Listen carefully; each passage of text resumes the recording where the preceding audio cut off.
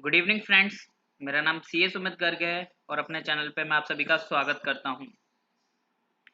Income tax की तरफ से एक लेटेस्ट सर्कुलर इशू हुआ है और जाहिर सी बात है इस टाइम में ये एक बहुत बड़ी खुशखबरी से कम नहीं हो सकता। जहां पर सारे ऑफिसेज बंद हैं, लॉकडाउन की सिचुएशन चल रही है, लोग अपनी रिटर्न्स फाइल नहीं कर पा रहे हैं, उसी दौरान जो ड्यू डेट्स हमारी करीब आ रही हैं उन ड्यू डेट्स को काफ़ी रिलैक्स कर दिया गया है और उम्मीद है कि यदि जल्दी लॉकडाउन हट जाता है तो हम सारी ड्यू डेट्स को कंप्लाई भी कर पाएंगे। तो इसके अंदर टीडीएस की रिटर्न्स की ड्यू डेट, टीसीएस की रिटर्न्स की ड्यू डेट, इनकम टैक्स की रिटर्न की ड्यू डेट जो कि करंट असेसमेंट ईयर से रिलेटेड है उसे भी एक्सटेंड किया गया है। तो आइए अपनी वीडियो को स्टार्ट करते हैं और जानते हैं क्या क्या चेंजेस किए गए हैं और कौन सी अब न्यू ड्यू डेट्स रहेंगी और इसकी क्या इम्प्लीकेशन रहेगी। तो यहाँ पर मैं आपको ये सर्कुलर दिखा देता हूँ। यहाँ पे ये सर्कुलर नंबर 9 है जो कि 20 मई 2021 के लिए इशू किया गया है। सबसे पहले यहाँ पर जो स्टेटमेंट ऑफ फाइनेंशियल ट्रांजैक्शंस है जो कि 31 मई तक फाइल करनी होती है आपको लास्ट ईयर की, उसकी ड्यू डेट एक महीना बढ़ाकर 30 जून कर दी गई है। Similarly statement of reportable accounts की भी जो ड्यू डेट 31 मई रहती है उसे एक्सटेंड करके 30 जून कर दिया गया है।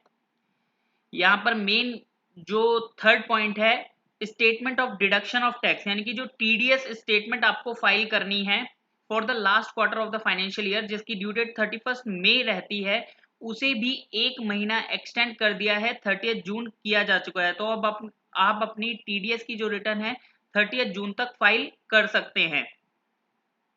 Certificate of tax deducted at source in form number 16 required to be furnished. तो यहाँ पर जो फॉर्म 16 है वो 15 डेज के अंदर आपको इशू करना होता है रिटर्न की ड्यू डेट से। तो उस वो कॉन्सिक्वेंशियल अमेंडमेंट की गई है, यहाँ पर 15 जुलाई उसे इंक्रीज कर दिया गया है 30 जून से 15 जुलाई। तो यहाँ पर आप सर्टिफिकेट जो है 15 जुलाई तक इशू कर सकते हैं। Next statement of 6-7 point is TDS statement for the trustees of an approved superannuation fund. तो इनकी भी ड्यू डेट्स को एक महीना बढ़ा दिया गया है।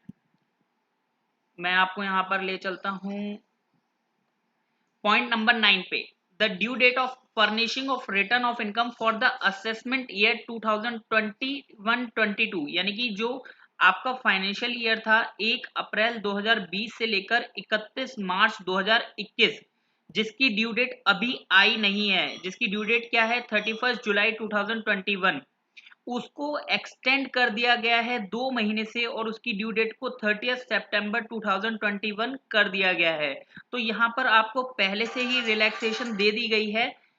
आप अपनी रिटर्न जो इनकम टैक्स की रिटर्न है वो इजीली ड्यू डेट के अंदर फाइल कर सकते हैं।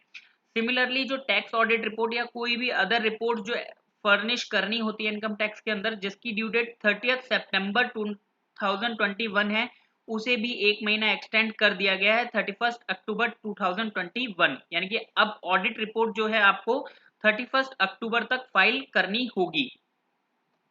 अगर आपने कोई इंटरनेशनल ट्रांजैक्शन की है जो कि ट्रांसफर प्राइसिंग जिस पे एप्लीकेबल हो जाते हैं, तो वहां पर जो अकाउंटेंट से रिपोर्ट फर्निश करनी होती है उसकी ड्यू डेट को भी 31 अक्टूबर से बढ़ाकर 30 नवंबर कर दिया गया है। तो यहाँ पर भी आपको एक महीने का रिलैक्सेशन दे दिया गया है। सिमिलरली जो कॉरपोरेट्स हैं जिनकी टैक्स ऑडिट होना कंपलसरी है और उनकी ड्यू डेट 31 अक्टूबर 2021 है, उनकी ड्यू डेट्स को बढ़ाकर 30 नवंबर कर दिया गया है। तो यहाँ पर आप देखेंगे गैप एक मंथ का ही रखा गया है। जो टैक्स ऑडिट रिपोर्ट है उसकी ड्यू डेट को 30 अक्टूबर किया गया है और जो रिटर्न की ड्यू डेट है 30 नवंबर किया गया है। तो जो एग्जिस्टिंग 1 मंथ का गैप है उसे मेंटेन किया गया है। तो यहाँ पर रिटर्न की इनकम भी 30 नवंबर तक एक्सटेंड कर दी गई है। The due date of furnishing of return of income which is 30 November. तो अगर इंटरनेशनल ट्रांजैक्शन है ट्रांसफर प्राइसिंग के केस में आपकी ड्यू डेट 30 नवंबर थी तो उसे भी एक महीना एक्सटेंड करके 31 दिसंबर 2021 कर दिया गया है। Next point, the due date of furnishing of belated revised return of income for the assessment year 2021-22 which is 31 दिसंबर। आप देखेंगे कि करंट फाइनेंशियल ईयर से जो रिवाइज्ड और बिलेटेड रिटर्न भरने का टाइम लिमिट है उसे 3 महीने रिड्यूस कर दिया गया था। तो अब किसी भी फाइनेंशियल ईयर की आप जो रिटर्न है वो 31 दिसंबर के बाद नहीं भर पाएंगे, लेकिन यहाँ पर इसे भी एक्सटेंशन दी गई है 31 जनवरी 2022, यानी कि 1 महीने का यहाँ पर भी आपको एक्सटेंशन दे दिया गया है। साथ ही अगर आप ध्यान देंगे तो दिसंबर के बाद अगर आप रिटर्न फाइल करते हैं तो आपके ऊपर 10,000 रुपए की जो लेट फीस भी चार्ज हो सकती थी, लेकिन उस लेट फीस को हटा दिया गया है, यानी कि अब मैक्सिमम लेट फीस भी आपके पास जो रहेगी वो 5,000 से ज्यादा चार्ज नहीं हो सकती। साथ ही यहाँ पर 2 क्लैरिफिकेशन दी गई हैं। पहली क्लैरिफिकेशन दी गई है पॉइंट नंबर 9, 12 एंड 13 के लिए। यहाँ पर बताया गया है कि ड्यू डेट को एक्सटेंड तो कर दिया गया है 9, 12 एंड 13 में, लेकिन यदि जो टैक्स पेबल है वो 1 लाख रुपीज से ज्यादा है तो उस केस में इंटरेस्ट कैलकुलेट करते वक्त ओल्ड ड्यू डेट्स को ही कंसीडर किया जाएगा, यानी कि न्यू ड्यू डेट्स जो एक्सटेंशन पीरियड है उसके ऊपर भी इंटरेस्ट लगाया जाएगा, लेकिन ये कंडीशनल है यदि आपका जो टैक्स पेबल है वो 1 लाख रुपीज से ज्यादा है।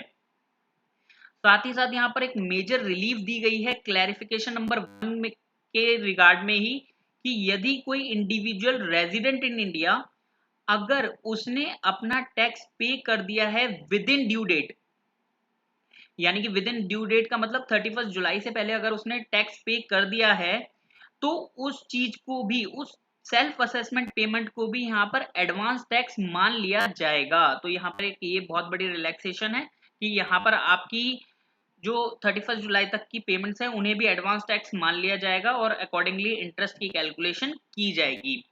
तो उम्मीद करता हूं आपको ये सर्कुलर समझ में आ गया होगा और ये सर्कुलर काफी बेनिफिशियल है, तो आप इस वीडियो को फॉरवर्ड भी कर सकते हैं ताकि और लोगों को भी इसकी जानकारी मिल सके। Thank you so much.